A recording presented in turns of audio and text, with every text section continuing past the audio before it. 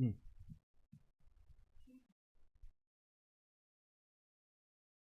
시간이 되었습니다. 우리 먼저 우리 함께 기도하고 찬양하도록 하겠습니다. 기도드립니다. 좋으신 아버지 하나님, 주께서 오늘도 우리와 함께 하시며 우리 예배 가운데 임재하여 주신 줄 믿습니다. 아버지 하나님, 그 어떤 어려움이 우리 가운데 찾아온다 할지라도 오직 주를 향한 우리의 마음과 주를 향한 우리의 발걸음이 끊어지지 않게 하시며 오직 주와 늘 동행하며 주로 인하여 승리하게 하여 주시옵소서. 특별히 코로나19 대확산의 위기 가운데서 저희들이 많이 힘들어하고 있습니다. 주여 저희를 지켜 주옵소서. 또한 삶 속에 찾아오는 모든 고통과 어려움 속에서 저희에게 위로와 소망이 되시는 주님이 오늘 이 시간 우리를 찾아와시고 만나 주시옵소서. 주께서 함께 하시며 믿사오며 예수님의 이름으로 기도드리옵나이다. 아멘. 우리 찬양하겠습니다.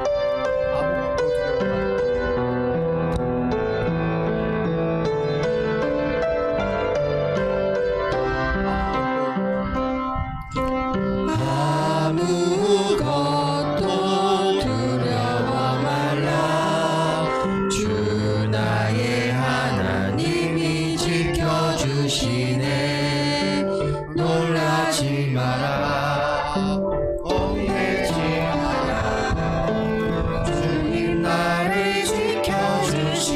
주님은 나의 산성이고 요새시며 언제나 힘이 되어 주시옵니다. 하나님은 너를 지키시며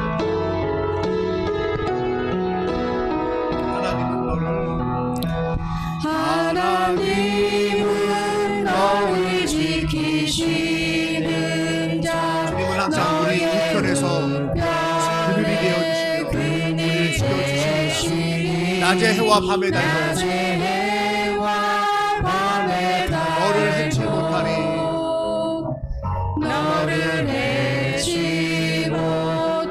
하나님은 너를 지키시는다.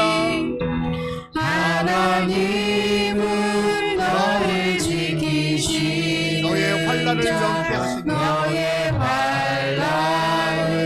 명케 하시니 그가 너를 지키시리라.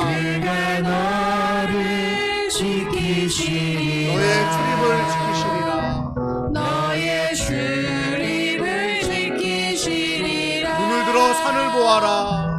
눈을 들어 산을 보아라. 너의 도움 어디서 오나. 너의 도움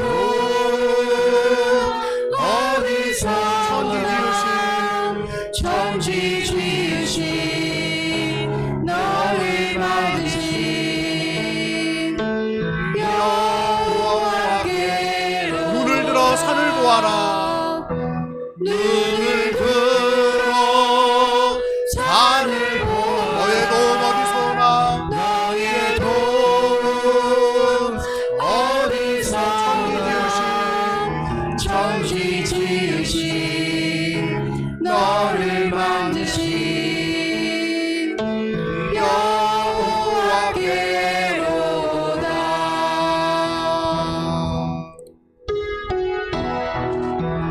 우리 하루하루의 삶, 우리가 살아 숨쉬는 모든 삶 가운데 주님이 함께 하시며 지켜주십니다. 날마다 숨쉬는 순간마다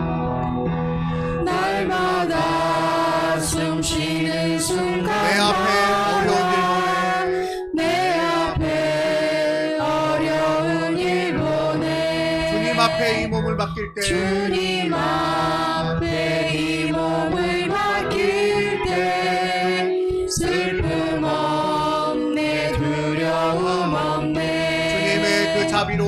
주님의 그 자비로운 손길, 항상 좋은 것 주시도다. 사랑스레 아픔과 기쁨, 수고와 평화와 안식, 날마다 주님 내 곁에 계셔. 자비로 날 감싸주시네. 주님 앞에 이 몸을 맡길 때 힘주시네. 위로와 힘주시네.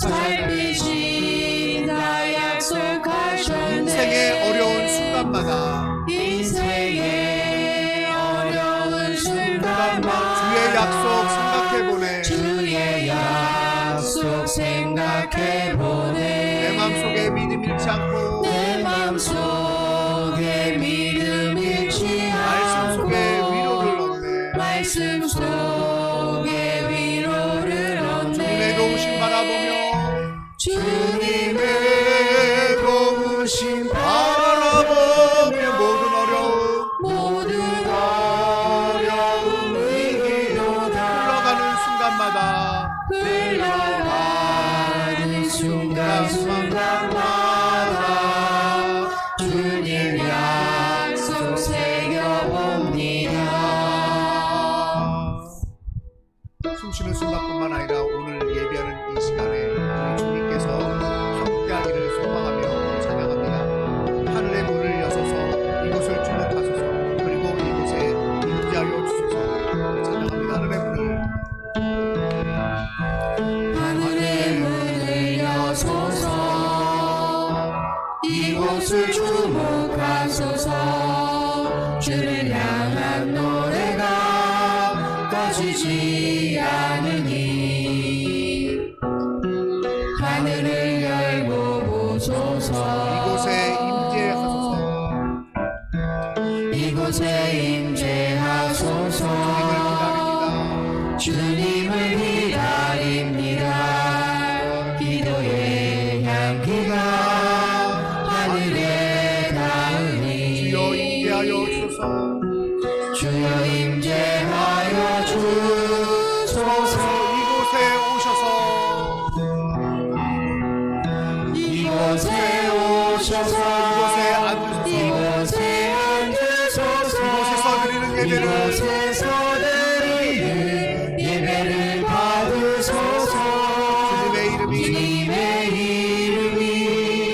주님의 이름만이 오직 주의 이름만 이곳에 있습니다. 이곳에 오셔서 이곳에 이곳에 앉으소서. 이곳에 앉으소서. 이곳에서 드리는 예배를 받으소서. 주님의 이름만이 오직 주의 이름만 이곳에 있습니다. 아멘.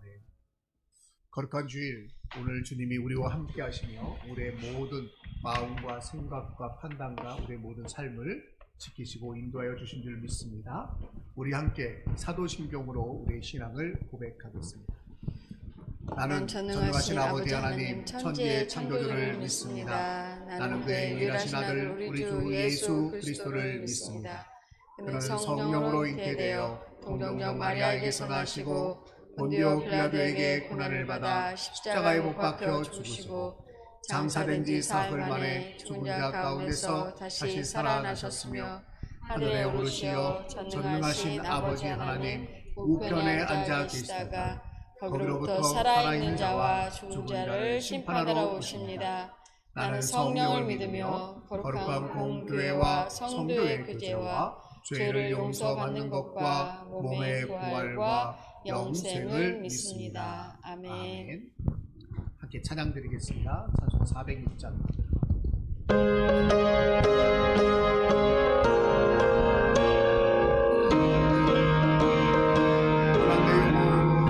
고난내 영혼 편히 쉴 풍랑이로도 안전하고 높은 가지도 다스리시는 주의 영원한 주의 영원하신 팔 함께 항상 나를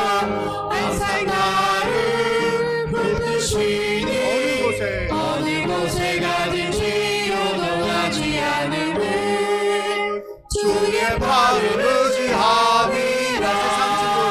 세상 친구들 나를 버려 내 손을 함께 예수는 함께 동행함으로 주의 은혜가 충만하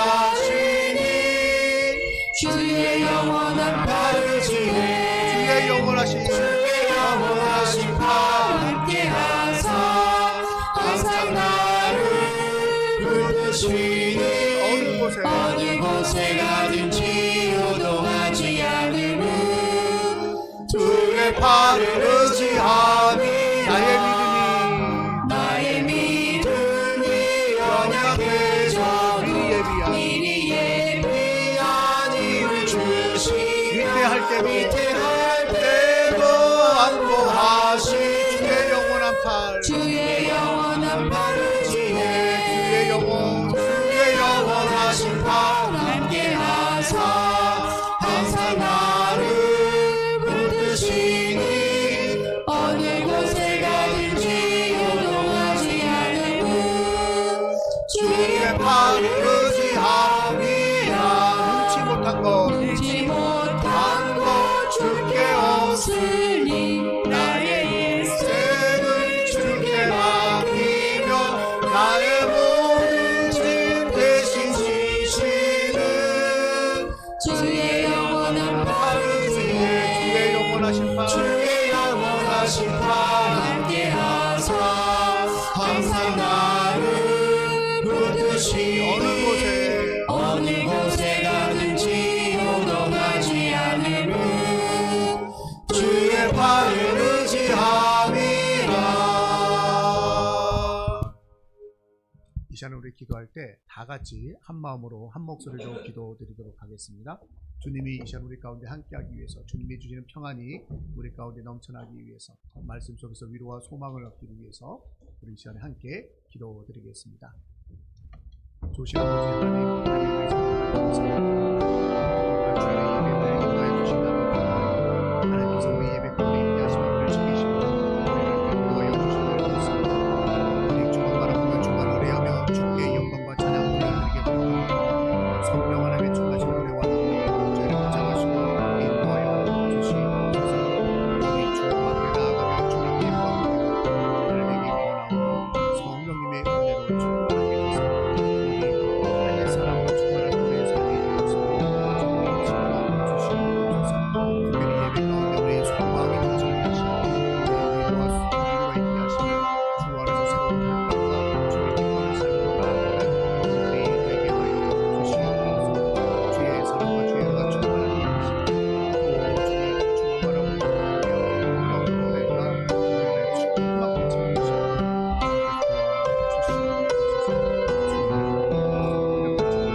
주님 연약한 우리가 저희를 지키시고 인도하여 주셔서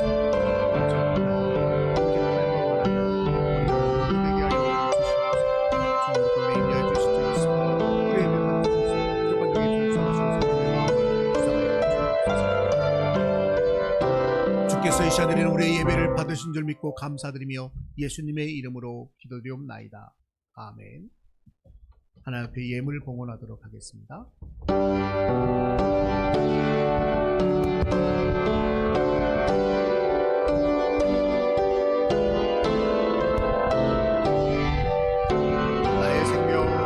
나의 생명 그리 주여 받아주소서.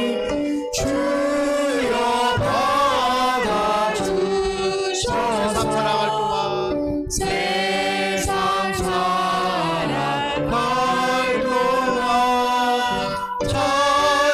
찬송하게 하소서. 나의 보아들이니 주여 받아 주셔서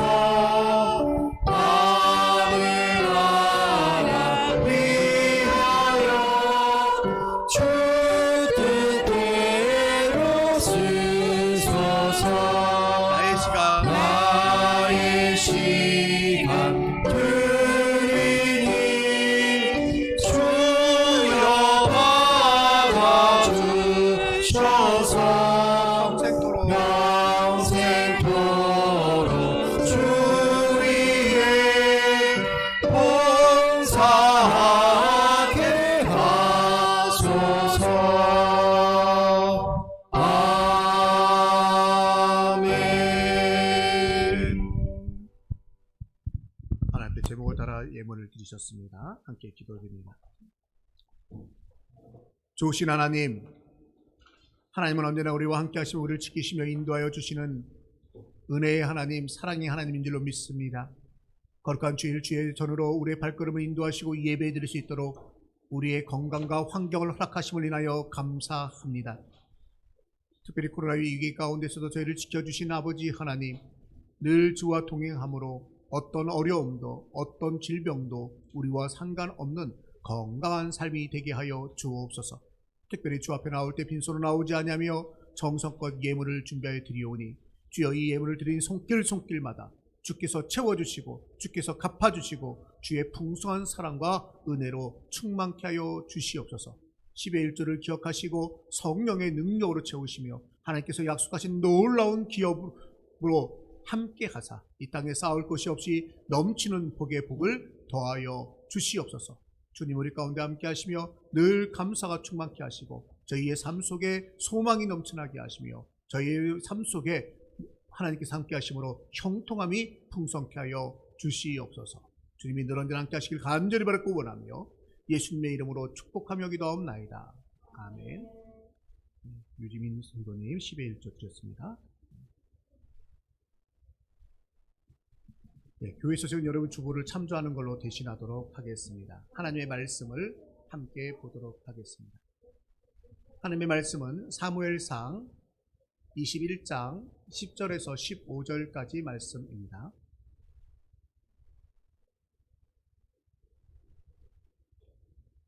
사무엘상 21장 10절에서 15절까지 말씀입니다. 저하고 교독하도록 하겠습니다.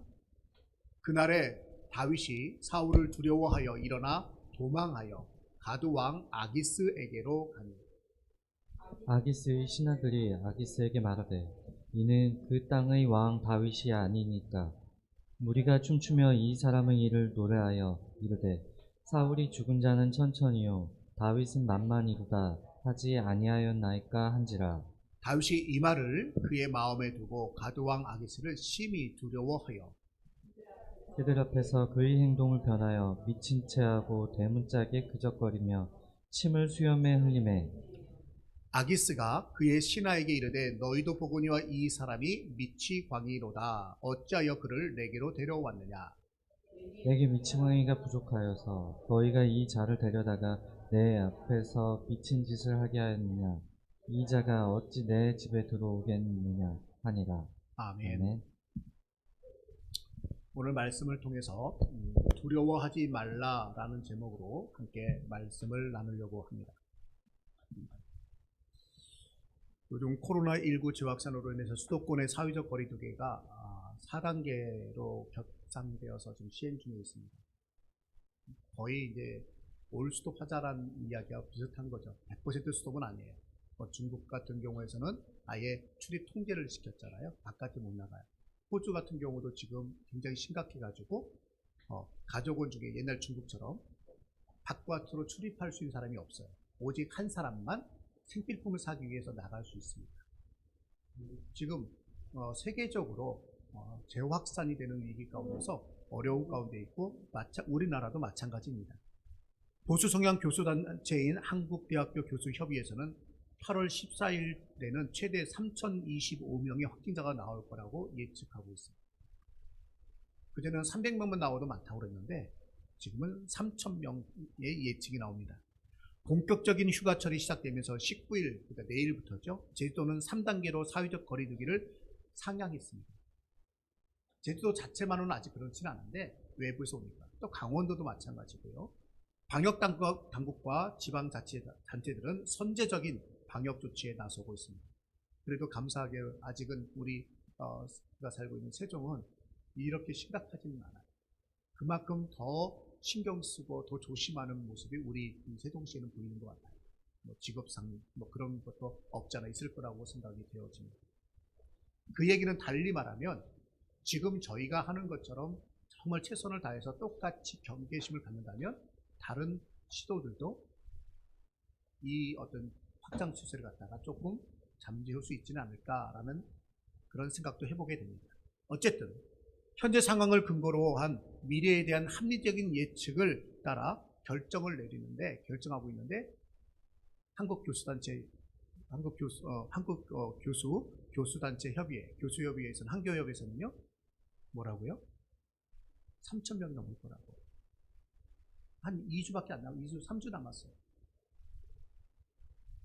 여러분, 그런데 합리적인 예측이라고는 하지만 그 결과가 부정적일 때는 사람들에게 염려와 두려움, 더 나아가서 공포와 절망이라는 감정까지 갖게 만든다는 겁니다. 합리적이에요. 이해가 돼요. 그런데 그게 내게 도움이 되냐라는 거예요. 그런 부정적인 결과 앞으로 좀 있으면 더 확산될 거야. 우리도 재확산, 대확산의 위기에 처했어. 이런 얘기를 듣게 되면 아 진짜 그래? 참 편하다. 진짜 그래? 기쁘다. 진짜 그래? 감사하다. 이런 사람들 있나요? 아니요. 그 부정적인 예측의 결과로 사람들이 갖는 공통적인 마음들은 두려움, 염려, 심지어는 공포 가운데로 넘어갑니다. 여러분 두려움이라고 하는 게 뭔가요? 실제적인 대상이 있기 때문에 그 대상 때문에 두려워하는 것도 있지만 실제는 실제적인 대상이 없어요. 그러니까 미래적인 일을 내가 상상해서 뭐 하는 거예요? 두려워하는 거예요. 그래서 해밍웨이는요 두려움을 없애는 가장 좋은 방법은 내가 상상력을 중단하는 거다. 상상 안 하면 된다는 거예요. 왜 부정적인 결과를 자꾸 상상하니? 상상 안 하면 부정적인 결과가 내게 보이지 않고 나에게 영향을 안 미치는 거야. 그러니까 내가 상상력, 사람에게는 상상력이 있거든요.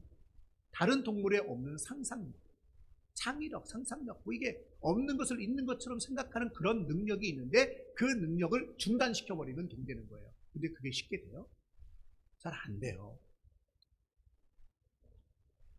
가나안 정탐을 마치고 여호수아와 갈렙을 제외한 10명의 정탐꾼들이 부정적인 보고를 합니다. 그 보고를 들은 이스라엘 백성들이 어떻게 해요? 상상력을 동원하는 거예요. 아직 그런 현실이 나타나지 않았어요. 근데 10명의 보고가 합리적으로 느껴진 겁니다. 보고를 들었습니다. 그리고 스스로도 합리적인 판단을 합니다. 그 판단의 결과 뭐예요? 우리는 가나안을 기업으로 받지 못할 뿐만 아니라 가나안에 들어가게 되면 그 땅의 원주민들의 그 강력한 원주민들 앞에 우리는 모두 죽임을 당할 수밖에 없어 라는 판단을 하게 됩니다. 이 판단이 뭐예요? 두려움과 공포로 다가오죠. 두려움과 공포가 들어오면 이게 놀라운 일이 벌어집니다. 예를 들어서 고소공포증이 뭐예요? 높은 곳에 올라가면 두렵고 떨려가지고 온 몸에 그 상태가, 신체가 지배당해가지고 내 마음대로 가누지 못하는 거죠. 공황장애 뭐예요? 사람들이 많이 모인 자리에 가게 되면은 이게 공포증을 느끼는 거예요. 두려워하는 거예요. 여러분, 사람이 많은 장소가 두려운 건가요? 아니요. 그런데 그렇게 느끼는 거예요. 내 마음이 그렇게 느끼는 거예요. 다시 말해서 내 감정이 내 마음을 지배하는 거예요. 감정이 마음을 지배하고 그 마음이 내 신체를 지배해서 내가 일상생활을 제대로 이루지 못하게 합니다. 그럼 병적인 것으로 진행이 되는 거죠. 여러분, 가나안 정탐의 보고를 받은 이스라엘 백성들은 뭐예요? 그 공포라는 걸 느끼기 시작한 거예요. 두려움을 느끼기 시작했어요. 그 두려움 까닭에 그들이 취한 행동은 뭘까요? 판단을 내린 거죠. 진짜 그런 일이 일어날 수 있어. 그런데 그러다 보니까 누군가에게 책임을 전가해야 되는 거예요. 누군가에게 책임을 전가하죠? 자기를 그 땅까지 인도해내는 지도자 모세를 향해 책임을 전가합니다. 모세! 너 때문에 우리가 죽게 되었잖아. 그래서 돌을 들어 쳐 죽이려고 합니다. 근데 거기서 끝나지 않았죠. 이스라엘 백성들이 좀 더 한 단계 더 나아갑니다. 모세에게 약속을 주고 모세를 모세를 통해서 우리를 인도해낸 하나님마저도 그들이 원망하기 시작합니다. 무엇 때문에요? 두려움이라고 하는 감정 때문에. 여러분, 두려움이라고 하는 감정은 사람들을 소극적으로 만들고 어떤 일이나 장소에서 회피하거나 도망가거나 포기하게 만듭니다. 외부로부터 위협이나 예측되는 부정적인 결과가 있거나 내부로부터 확신이 없거나 실패의 경험이 있으면 이러한 것들이 두려움을 우리 안으로 초대합니다. 내 스스로가 두려움을 초대하는 거예요. 두려움은 남녀노소 불문하고 찾아옵니다. 성공한 사람이냐 실패한 사람 막론하고 누구에게든지 찾아올 수 있습니다. 특히 코로나19를 경험하고 있는 현대 사회에서는 누구나 두려움을 느낄 수 있습니다. 저와 여러분 두려움 느낄 수 있는 거예요.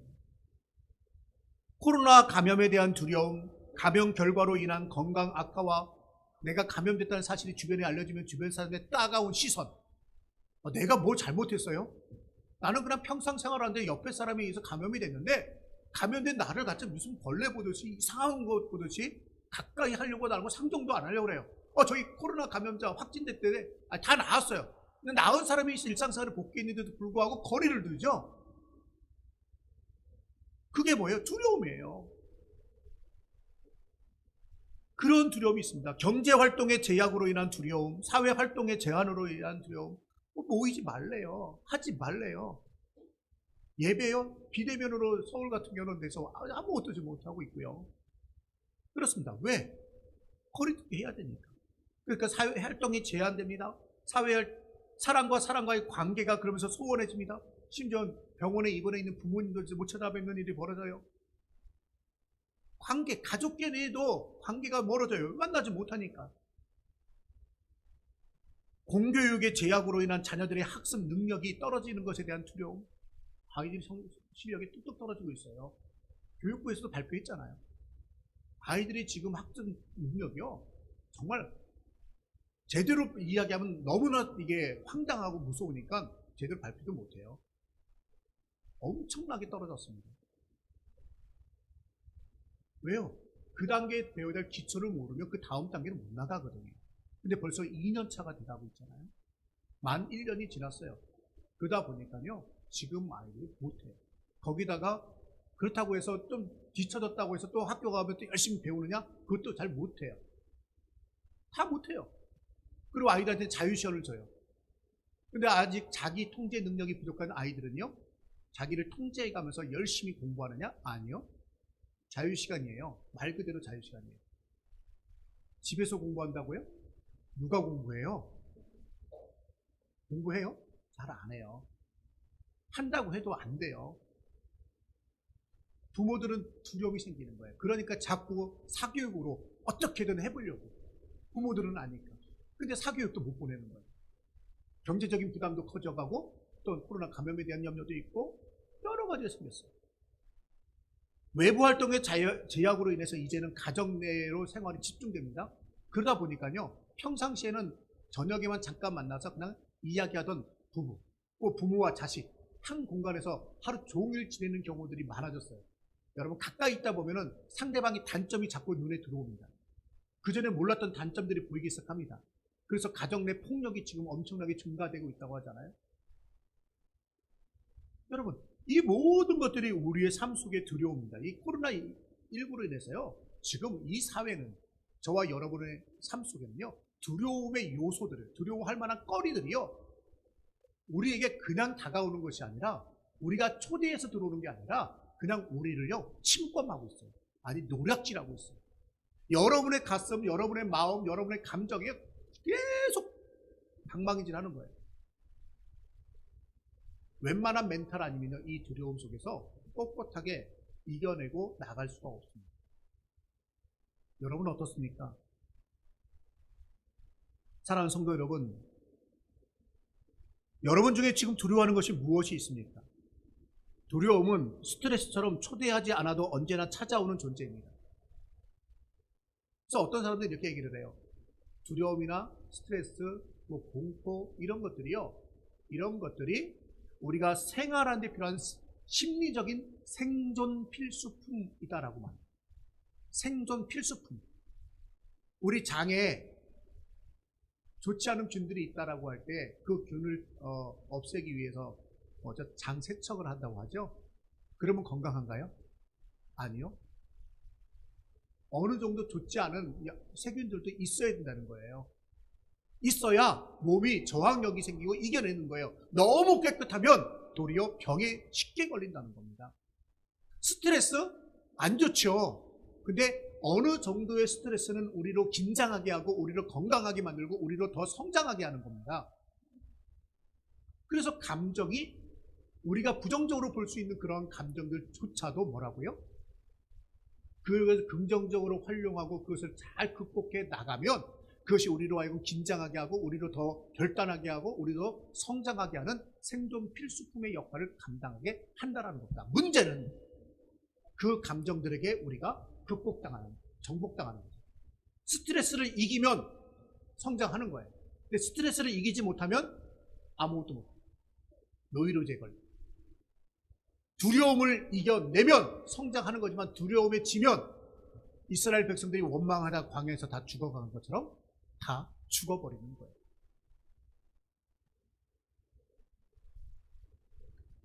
찾아온 두려움을 이겨내지 못하면 두려움의 종이 되고 노예가 되고 부정적 판단과 부정적인 결론을 내리고 원망과 불평, 공고와 좌절에 빠지거나 다른 사람이나 환경을 탓하게 됩니다. 그러나 두려움이라는 것은 꼭 나쁜 것만 아니라는 거죠. 생존 필수품과 같습니다. 그러기에 우리는 반드시 이겨내야 합니다. 예를 들어서 인간관계에서 두려움이 찾아오면 상대방에 대한 오해와 미움이 생기고 두려움 때문에 회피하게 됩니다. 같은 시간 함께 시간을 보내거나 같은 공간에 있는 것 자체가 힘들어집니다. 그래서 자꾸 피하게 되고 외면하게 됩니다. 그러나 그 두려움을 극복하기만 한다면 비온 뒤에 땅이 더 단단해지는 것처럼 관계는 회복되고 더 좋아질 수 있는 겁니다. 그러니까 생존 필수품을 생존 필수품으로 사용해야지 거기에 지면 안 된다는 거예요. 두려움이 느껴지면 우리는 두려움에 갇혀버리기 쉽습니다. 감정의 내, 이성의 내가 있어요. 근데 그 연결이 끊어져 버립니다. 그리고 감정의 내로만, 다시 감정으로만, 이성으로 보는 게 아니라 감정으로만 상황을 바라보고 판단하게 됩니다. 그럼 어떤 일이 벌어지나요? 감정에 사로잡혀서 주눅들고 회피하고 지는 겁니다. 이럴 때 가장 필요한 것이 무엇이냐? 학자들은 그런 이야기를 합니다. 이성과 감정을 연결시켜줘야 돼요. 감정에만 사로잡히고 감정으로만 나를 지배하게 하면 안 돼요. 누가 나를 딱 쳤어요. 감정이 욱해요. 욱하는 감정으로만 살면요 큰일 나는 거예요. 그때 욱할 때 이성이 통제하는 거예요. 야, 그래도 참아야 돼. 한 발자국 뒤로 물러서 이성이 통제를 해요. 그러면 통제가 되면 왜 연결이 되면은 감정이 조절이 되는 거죠. 그런데 이성이 통제를 안 하고 감정으로만 살면요 사고 뭉치가 됩니다. 여기 가서 쿵 저기 가서 쿵 내 마음대로 안 되면 무조건 어디 가서든지 막 들어 눕고 그래. 어린 아이들이 마트나 뭐 큰 백화점 가가지고 장난감 사달라고 들어 눕는 거랑 똑같아요. 떼쓰고 사달라 사줄 때까지 사줘 그래. 부모님이 사줄 수 있는 상황인지 아닌지 지금 그것을 요구한다고 하면 진짜 부모님이 기쁜 마음으로 사줄 건지 아닌지 사줄 건지 이성적인 판단은 전혀 생각하지 않아요. 이성이 없어. 그때는 이성이 작용을 하지 않아요. 이성이 없는 게 아니에요. 합리적인 판단을 못하는 게 아니에요. 단지 감정에 충실해가지고 그때 그 감정 또는 욕구대로만 살기 때문에 그때 문제가 되는 거예요. 그래서 학자들은 그런 거예요. 내 감정이 충실하게 나올 때 이성도 충실하게 일할 수 있도록 역할할 수 있도록 해야 된다. 연결시켜줘야 된다. 그래서 학자들이 말할 때 그 감정을 극복하기 위한 방법이 뭐냐면 가장 좋은 연결 방법이 뭐냐? 질문하기랍니다. 질문을 자꾸 하래요. 어떤 일이 나올 때 잠깐 참고 한번 질문해 보라는 거예요. 두려움에 대한 거. 그럼 무엇이 위험한가? 대체 뭐가 위험한 거지? 뭐가 위험한 거지? 먼저 생각하라는 거예요. 예를 들어서 코로나6이에요. 뭐가 위험한 거예요? 코로나 바이러스가 위험해요. 요즘 델타 바이러스 인도 위험하대요. 그래, 뭐가 위험한지 먼저 인지하라는 거예요. 그러면서 이런 질문하래요. 정말 위험한가? 얼마나 위험한가? 나는 얼마나 감당할 수 있는가? 코로나 바이러스 위험해요? 예, 정말 위험해요. 정말 위험한가? 정말 위험해요. 내가 감당할 수 있나? 바이러스가 나한테 들어오면 내가 감당할 수 있어요? 나 감당할 수 없는데? 나 백신 맞으니까 감당할 수 있어. 그런 사람도 있을 수 있어요. 근데 내 인간적인 능력으로는 안 돼요. 그 백신 효과도 6개월 지나고 나면 다시 사라지기 시작해요. 그럼 그때 가서 뭐예요? 나는 감당할 수 있어요? 감당할 수 없어요. 나는 지금 받았으니까 나는 감당할 수 있어 라고 말할 수도 있지만 판단하자는 거죠. 그리고 나서 나는 무엇을 원하는가? 나는 무엇을 할 수 있는가? 그렇다면 내가 감당할 수 있다면 그래도 어떻게 무엇을 할 수 있는가? 감당할 수 없다면 그럼 나는 뭘 해야 되지? 그래, 그럼 사회적 거리두기 해야지. 그게 이성인 거예요. 내가 감당할 수 없다면 사회적 거리두기 해야지. 감당할 수 없다면 개인적 방역 조치 해가지고 내가 마스크도 하고 손 씻기 자주 하고 그렇게 해야지. 내가 할 수 있는 건 그거예요. 그 바이러스가 위험하니까 나는 감당할 수 없어. 그럼 나는 무엇을 할 수 있지? 생각하는 거죠. 그리고 네 번째 단계가 그러는 거예요. 이 상황에서 나는 무엇을 할 수 있는가? 그래? 그러면 나는 오늘 여기서 라고 해보자는 거예요. 지금 이 공간에서 이 상황에서 나는 무엇을 할 수 있는가? 자꾸 질문을 던지라는 거예요. 그러면요, 두려움의 대상에 더 이상 정복당하지 않고 내 이성이 역할을 해나간다는 거예요. 이게 학자들의 이야기예요. 저는 매우 동의합니다. 맞습니다. 그렇게 하면 됩니다. 그런데 이 질문을 한다고 모든 두려움이 다 사라지나요? 잘 안 돼요. 사라지기도 하지만 이렇게 해도 어느 정도 도움이 되긴 해요. 자, 이 네 가지 질문을 통해서, 네 단계의 질문을 통해서 하려고 하는 이야기가 결국 뭐냐면 두려움의 실체를 발견하라는 겁니다. 대체 내 두려움의 대상이 뭐냐? 그 대상이 내게 어떤 영향을 끼칠 수 있고 나는 거기서 어떻게 반응할 수 있는가? 그럼 내가 할 수 있는 것이 무엇인가? 그러면 내가 지금 이 순간 무엇을 할 것인가를 찾아가라는 게 이 질문의 핵심이에요. 두려움을 틀에 갇혀서 사고하지 마. 두려움이라는 틀에 갇혀가지고 사고하고 판단하고 행동하지 말라는 겁니다. 두려움이 이끄는 대로 그냥 끌려가지 말라는 겁니다. 감정에 종이 되지 말고 감정에 노예되지 말고 내가 주체적으로 맞서 싸우라는 겁니다. 그 얘기하는 거예요. 질문하라는 거예요. 자신이 할 수 있는 것을 찾아서 그것이 아무리 작아 보이고 아무 영양가도 없어 보인다 할지라도 시도하라는 겁니다. 코로나 위기가 지금 국가적으로 큰 위기가 됐어요. 지역적으로도 문제가 됐어요. 나 혼자 마스크 쓰는 게 그 전체에 얼마나 영양가가 있을까요? 영양가 있어요? 무슨 영향을 미쳐요? 아니요. 그래도 시작하는 거예요. 근데 그렇게 시작한 사람이 1명, 2명, 3명 늘어나면 뭐가 되는 거예요? 되는 거예요. 어떤 가이드라인일 때 그래 나도 하지 하면 되는 거예요. 근데 많은 사람은 뭐예요? 내가 하는 거 나 하나 좀 빠져도 괜찮지? 내가 한다고 무슨 이게 되겠어? 이거 하나 한다고 무슨 문제가 해결되겠어? 저 사람하고 나하고 그렇게 관계가 안 좋은데 내가 요거 하나 한다고 관계가 회복되겠어? 아니야. 포기해요. 사람들이 안 해요. 그런데 그러지 말고 뭐 하라고요? 아무리 사소해 보이는 거 하나를 할지라도 아무리 영양가 없어 보이는 거 하나를 할지라도 뭐예요? 먼저 시도하라는 거예요. 그러면 실제로 시도한 것보다 더 큰 선한 결과가 나타나 두려움을 극복하기에 이르게 됩니다. 근데 오늘 제가 우리 성도님들과 함께 나누고 싶은 건요, 질문하라 그 얘기하려는 게 아니에요. 여러분, 사랑하는 성도 여러분, 우리가 세상 사람들과 다른 점이 있다면 무엇일까요? 오늘 이 자리에 나와서 예배하는 저와 여러분들이 교회 밖에 있는 저 사람들과 다른 점이 있다면 가장 기준이 되는 한 단어로 말하면 뭐가 있을까요? 바로 믿음이에요. 우리에게는, 저와 여러분에게는 우리가 믿는 하나님이 계시다는 겁니다. 그게 세상 사람과 다른 거예요. 나하고 너하고 다른 게 뭐니? 나는 남자고 넌 여자야? 아니에요. 교회 밖에 있는 사람하고 나하고 차이는요, 그들은 하나님이 없고 내게는 하나님이 있다라는 사실입니다. 우리는 이성의 사랑이지만 또 한편으로는요, 우리는 영의 사람이라는 겁니다. 감정에 사로잡히지 말고 이성을 사용해서 이성으로 감정을 통제하라. 그런데 이성으로 감정이 잘 통제 안 되는 경우들이 사실은 많아요. 그러니까 많은 사람이 두려워하는 거예요. 많은 사람이 염려하는 거예요. 많은 사람이 의심하는 거예요. 많은 사람이 갈등하는 거예요. 이성으로만 통제가 안 되니까.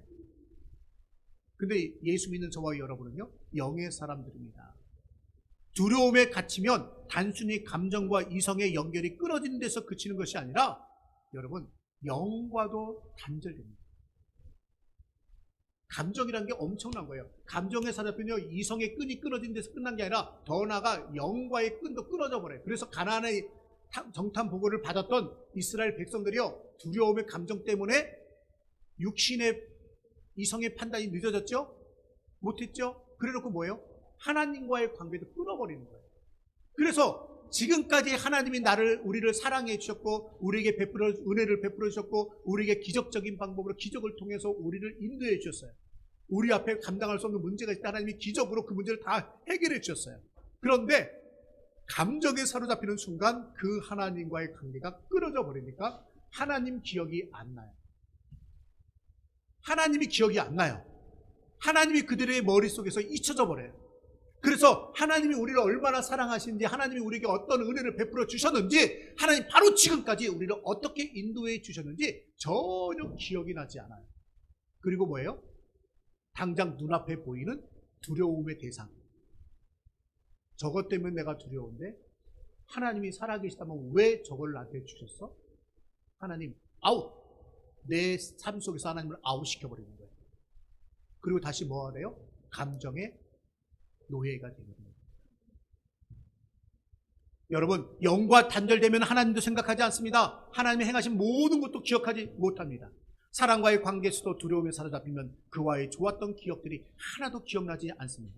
부정적인 것들만 기억나게 됩니다. 부정적인 결과만 예측하게 됩니다. 그리고 그것들이 자신을 위협한다고 느끼면 그러한 부정적인 것들을 감내하며 살 수 없다고 생각하게 됩니다. 극단적으로는요, 죽음의 위협으로 느끼게 되고요. 나 여기 있다가 숨 막혀 죽어. 위협으로 느끼죠. 그리고 나서 뭐예요? 살기 위해서. 살기 위해 몸부림치는데 그게 바로 뭐예요? 도망이에요. 살기 위해 도망칩니다. 오직 감정에 충실해서 말입니다. 두려움에 사로잡히면 이성적인 사람, 도덕적인 사람, 영적인 사람 모두 두려움의 종이 되고 맙니다. 영적인 사람들. 여러분 오늘 본문을 보세요. 오늘 본문에 10절에 뭐라고 시작되나요? 그날에 다윗이 사울을 뭐 해서요? 두려워하여 일어나 도망하여 가두왕 아시스에게로 갑니다. 여러분 다윗이 누구예요? 믿음의 사람 아닙니까? 누가 보더라도 믿음의 사람 아닙니까? 이스라엘 백성 그 누구보다도 믿음이 최고예요. 골리앗과 싸워 이긴 사람이잖아요. 다 골리앗을 두려워하고 떨고 있을 때 다윗은 믿음이 있었어요. 그 믿음 때문에 믿음 가지고 나가서 골리앗과 싸워 이긴 사람이에요. 사람들에게 인정받는 사람이에요. 칭찬받습니다. 사울은 천천히요, 다윗은 만만이라. 이스라엘 백성들이 칭찬해요. 사울 왕의 사위가 되었어요. 왕자 요나단과 절친입니다. 그런 절친이 없어요. 사울 왕이 아버지와의 관계보다도, 사울 왕과의 관계보다도 다윗과의 관계를 더 소중히 여기는 아들이 요나단이었던 거예요. 여러분, 아니 다윗, 네, 그렇죠, 요나단이었습니다. 그렇게 생각한다면 다윗은요 부족한 게 없잖아요. 그런데 지금 공포를 느꼈어요. 두려움을 느꼈어요. 무슨 두려움이요? 사울 왕이 자기를 죽이려고 합니다. 사울 왕이 나를 죽이려고 해 라는 두려움을 느끼는 순간 다윗 왕이 선택한 것은 무엇입니까? 그 두려움이 들어오자 사울 왕과의 좋았던 기억은 사라집니다. 사울 왕이 얼마나 이게 좀 디테일하게 사랑을 해줬나요? 다윗이 골리앗과 싸우러 간다니까, 야 그래 너 가면 안 돼. 너 정말 갈 거야. 예, 저는 갈 수 있어요. 그래, 그렇다면 너 내 투구 써, 내 갑옷 써, 입어, 내 칼 가지고 가. 너 최소한 이거라도 해야 될 거 아니야. 사울 왕은 자기가 해줄 수 있는 최선의 것을 주려고 노력했던 사람 중에 하나예요. 다윗과의 관계에서 본다면. 또 다윗을요 자기 측근에, 자기 옆에 두고 있었던 사람이에요. 그게 누구예요? 사울 왕이에요. 어떻게 본다면 사울 왕은요 다윗에게 참 친절했던 사람일 수도 있습니다. 다윗이 골리앗과 싸워 돌아올 때요 다윗을 보고 군대 장으로 세웠어요. 아우, 승진시켜줬어요. 천부장을 시켜줬어요. 아니 한낱 양을 치던 목동이었던 다윗을 그렇게 높게 올려준 사람이 누구예요? 사울 왕. 다윗이 그렇던 좋았던 기억은 하지 않습니다. 하나님의 사랑과 은혜와 능력도 두려움에 사로잡힌 순간 다 잊어버립니다. 다윗의 마음에 순간 두려움이 찾아와서 다윗의 마음을 주장해버린 거예요. 그러니까 이성적인 판단 생각하지 않았고요. 더 나아가서 무슨 판단도 끊어버렸어요? 영적인 판단. 다윗처럼 기도하는 사람이 어디 있습니까? 참 기도하는 사람이었잖아요. 어떤 일이 있더라도 하나님만 의지했던 믿음의 사람이잖아요. 그런데 이 순간은 어떻게 되세요? 두려워하여 뭐 했어요? 도망하여 어디로 갔어요? 가드 왕 아기스에게로 갔어요. 가드 왕 아기스가 누구예요? 가드가 어디 나라입니까? 조금 전에 말씀드렸던 블레셋의 장소 골리앗의 고향이에요. 블레셋은 5개 족속으로 있거든요. 그 족속 중에 하나가 가드예요. 가드 족속. 원수 국가예요, 원수 국가. 아니, 도망가도 왜 거기로 도망가요?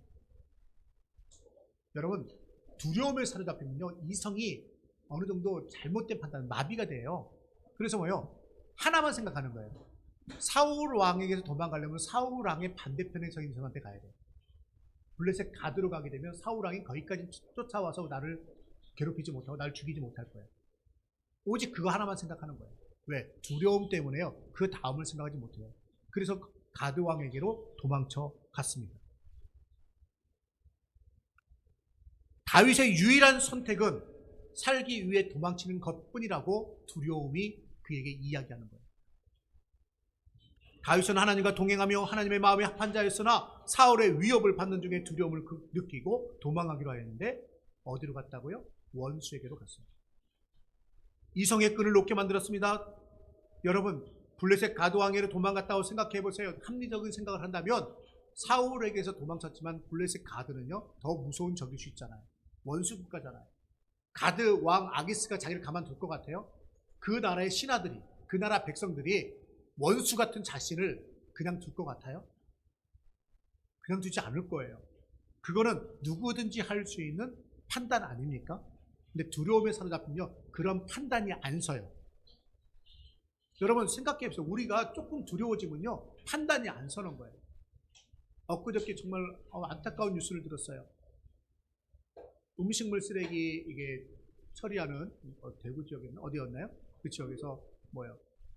이제 음식물 쓰레기 차에서 이제 음식물 뚜껑을 다 내리는 거예요. 그래서 커다란 저장고에다 이제 내리는데 좀 남았나 봐요. 그걸 꺼내다가 미끈해가지고 떨어졌어요. 근데 거기서 죽었어요. 그 음식물 저장고의 깊이는 3m입니다. 그런데 실제로 음식물이 채워져 있던 것은 1m예요. 1m면 성인 남자 허리 조금 되잖아요. 근데 거기에 빠져서 죽었어요. 접시물에 코 박고 죽었다는 얘기를 하잖아요. 거기서 어떻게 죽어요? 딱 서면은 발 이렇게 하면 다잖아요. 서면 사는데 왜 죽어요? 왜 죽었을까요? 두 가지예요. 뉴스에서는 그런 얘기는 안 해요. 뉴스에서는 무슨 얘기하면 늪 효과다. 늪처럼 이게 물컹거리는 게 물처럼 이게 쑥 들어가서 발을 내딛는 게 아니라 늪처럼 이게 발을 쭉 뻗을 수 있는 게 아니라 이게 잘 안 눌리는 거예요. 그러니까 발이 땅에 닿지 않는 거죠, 바닥에. 그러니까 공포가 찾아오는 거예요. 근데 그 사람들은 늪 효과 때문에라고 말을 해요. 그걸 다른 말로 말하면 공포예요. 두려움이에요. 나 빠졌다. 나 이제 죽게 됐구나. 죽게 되니까 뭐예요? 이성적인 판단을 못 하는 거예요. 왜? 거기서 근무하는 사람이니까 그 깊이가 3m 정도 되는 건 알아요. 그리고 지금 이 정도 이렇게 보게 눈으로 보면은 3분의 1도 안 채웠어요. 앞으로 남은 높이가 굉장히 높아요. 그러면 요거 얼마 안 되네? 서면 되겠네? 이성적으로 판단할 수 있습니다. 그럼 빠져나올 수 있어요. 그런데 순간 찾아왔던 두려움. 빠졌네? 죽겠다! 이 생각이 진짜 죽게 만드는 거예요. 신체를 활동을 제약하는 거죠. 여러분, 합리적인 판단을 못하는 게 안 하는 게 아니에요. 그 감정에 사로잡히게 되면 못하게 되는 거예요. 여러분 한번 생각해 보세요. 다윗이 지금 얼마나 지금 무서웠겠네요. 그런 최소한의 합리적인 판단도 못하고 원수의 나라로 도망쳐가는 다윗의 마음을 한번 생각해 보세요. 여러분, 다윗이라고 하나님의 인도를 받고 하나님이 진짜 인정해줬던 하나님의 마음에 합한 다윗인데도 그렇게 두려움에 사로잡혀가지고 최소한의 이성적인 판단도 못하는, 그래서 그가 그토록 믿고 의지하던 하나님도 잠시 망각해버리는 상황이 찾아왔다는 거예요. 이 얘기에 무슨 얘기를 할까요? 저와 여러분도 다 그럴 수 있다는 겁니다. 아니 그때 그것저것 생각 못했니? 우린 핀잔해요.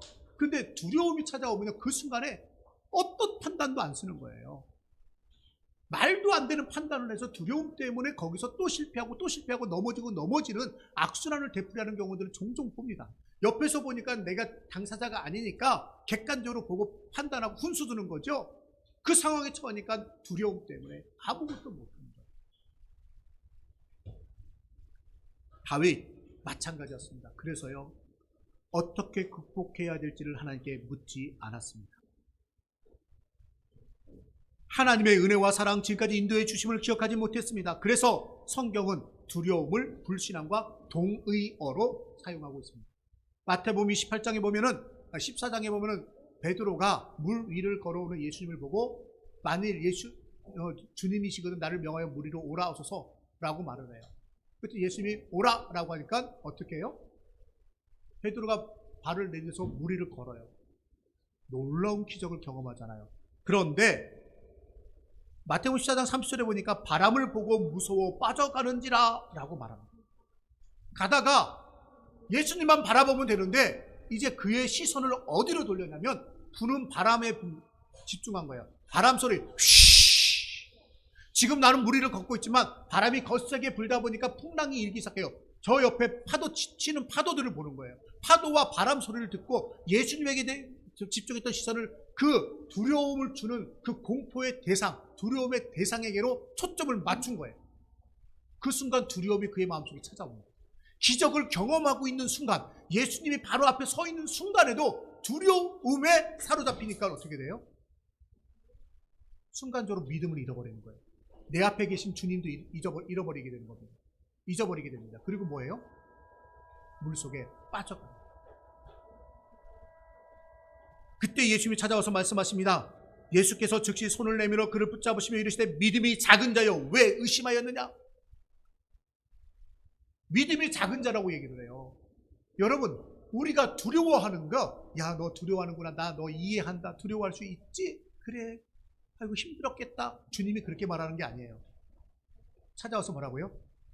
믿음이 작은 자여 왜 믿지 못하느냐라고 얘기합니다. 어떤 두려움도, 자그마한 두려움도요, 그것이 아무리 작아도 바늘구멍이 댐을 무너뜨릴 수 있는 것처럼 여러분, 두려움은 우리의 영혼을, 우리의 삶을 갉아먹는 겁니다. 무너뜨리는 겁니다. 주님은 말씀하십니다. 믿음이 작은 자여 얼마큼 두려워했느냐? 공포에 시달려가지고 죽겠다냐? 그거 따지지 않아요. 두려워하고 의심하면 왜 의심하였느냐? 왜 두려워하느냐? 믿음이 작은 자여, 믿음이 작은 자여 책망하십니다. 다윗도 믿음이 작아졌어요. 두려움에 사로잡힌 순간. 우리도 그럴 수 있습니다. 여러분, 너무 실망스러워 보이지 않습니까? 그런데 이것이 우리 인간들의 민낯입니다. 누구나 그럴 수 있다는 겁니다. 심지어는 바알과 아세라 선지자 850명과 목숨을 건 영적 전투에서 승리를 거뒀던 엘리야 선지자도 그랬어요. 그 전쟁에서 승리를 거뒀어요. 하나님의 놀라운 기적을 경험하고 3년 6개월의 가뭄이 끝나고 비가 내리기 시작했어요. 자, 그런데 왕비 이세벨이 자기를 잡아 죽이겠다고 혈안이 되자 도망칩니다. 광야로 갑니다. 로데나무 밑에서 차라리 죽는 게 낫습니다 라고 두려움에 사로잡혀가지고요, 죽기를 소원해요. 여러분, 성경에 두려움의 예를 찾으라면 너무나도 많습니다. 반대의 예도 많죠. 믿음의 예도 많습니다. 여러분, 두려움 중 우리의 눈을 하나님께 맞추어야 합니다. 하나님만 바라며 의지해야 합니다. 하나님은 우리를 지키시고 도우시고 인도하시는 분입니다. 두려움에 의해 하나님을 바라보지 않고 가드왕 아기색에 도망했던 다윗은 낮아지고 결국 미친 척까지 할 수밖에 없었습니다. 눈앞의 두려움에 대한 두려움이라는 감정에 사로잡혀서 그 순간을 모면하기 위해 판단하고 행동한다면 이것은 이성적이지도 않을 뿐만 아니라 신앙적이지도 않습니다.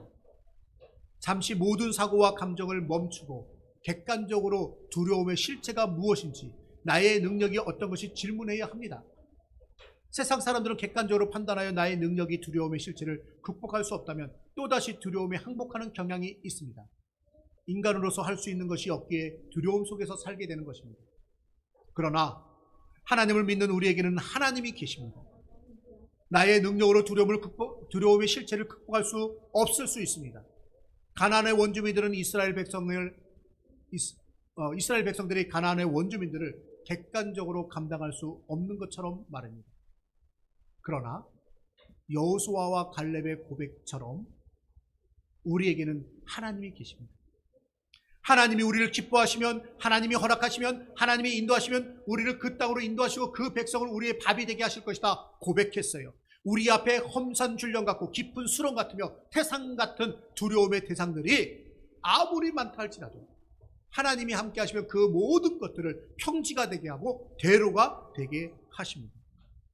하나님은 지금까지도 우리를 사랑하시고 은혜를 베푸시며 인도하셨듯이 우리가 하나님을 잊어버리고 하나님을 떠나지 않는 한 항상 우리와 함께 하십니다. 그리고 손 내밀고 지금도 말씀하고 있습니다. 뭐라고요?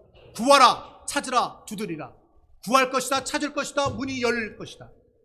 내가 너를 도와주리라, 평안케 하리라, 승리케 하리라. 아멘. 주님은 지금도 말씀하고 있는 거예요. 손 내밀고 계세요. 우리가 그 손을 잡기만 하면 됩니다. 하나님을 의지하지 않는 우리의 판단과 행동들은 두려움의 대상을 제거하는 것이 아니라 회피하는 것뿐이고 또 다른 두려운 상황들의 늪에 빠져 허덕이다가 죽게 됩니다. 두려운 문제와 상황을 직면할수록 하나님께 초점을 맞춰야 됩니다. 두려움의 시간에 사랑이 풍성하신 능력의 하나님을 만나시기 바랍니다. 수고하고 무거운 우리의 짐을 하나님 앞에 내어 놓으시기 바랍니다. 무슨 얘기를 드립니까? 두려움의 순간 우리는 하나님께 무릎 꿇기 시작해야 합니다. 하나님 앞에 무릎 꿇어야 됩니다. 하나님은 우리를 억지로 무릎 꿇리지 않습니다. 꿇어, 기도해 강요하지 않습니다. 우리가 자발적으로 무릎 꿇고 하나님만 바라보기를 원하십니다. 그래서 하나님은 두려움에 떨면 잘못된 선택을 하여서도 내치거나 포기하지 않으시고 기다리십니다. 다윗을 내치지 않으셨습니다. 다윗을 포기하지 않았습니다. 하나님을 바라볼 때 하나님이 주시는 평안을 맛보게 됩니다. 그리고 하나님이 우리를 대신하여 친히 일하시는 것을 목격하게 됩니다. 하나님은 우리의 실체의 자리에서 일으켜 세우시고 믿음을 통해 하나님의 큰 일을 행하게 하십니다. 지금 이 시간 희망이 없고 힘이 없고 두려움으로 좌절과 고통 속에 있으십니까? 그렇다면 하나님을 당신의 자리로 초대하시기 바랍니다. 당신의 마음으로 초대하시기 바랍니다. 당신의 마음의 보좌의 주인으로 초대하시기 바랍니다. 하나님은 당신을 포기하지 않으시고 반드시 평안과 회복과 승리를 주시는 줄로 믿으시기 바랍니다. 기도하겠습니다. 우리 찬양하고 기도하겠습니다. 아무것도 두려워 말라. 여러분, 우리의 삶은요, 너무나도 힘들고 어려운 시기를 우리가 지내고 있습니다. 내가 원치 않았던 두려움이라고 하는, 염려라고 하는, 불안이라고 하는, 공포라고 하는 손님들이 자꾸 우리의 마음속에 찾아옵니다.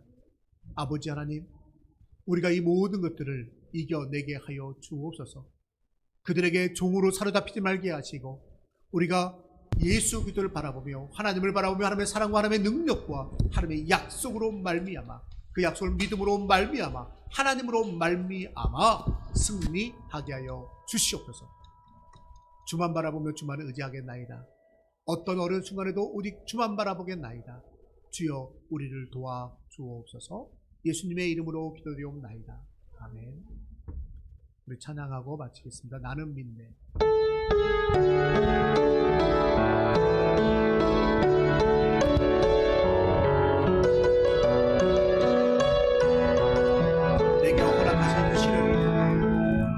내게 허락하신 시련을 통해 나의 믿음 더욱 강하게 자라나고 험한 산과 골짜기 지나는 동안 주께 더 가까이 나를 이끄시네. 내가 겪는 시험이 어렵고 힘겨워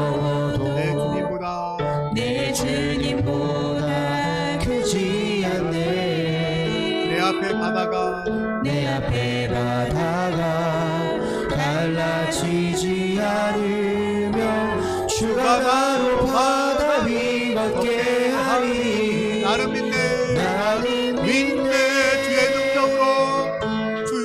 주의 능력으로 내 삶 새롭게 되리. 나는 믿네. 나는 믿네. 주의 능력으로 담대히 나가리라. 주와 함께 싸워 승리하리라. 날마다 믿음으로 나 살아가리. 기도하겠습니다.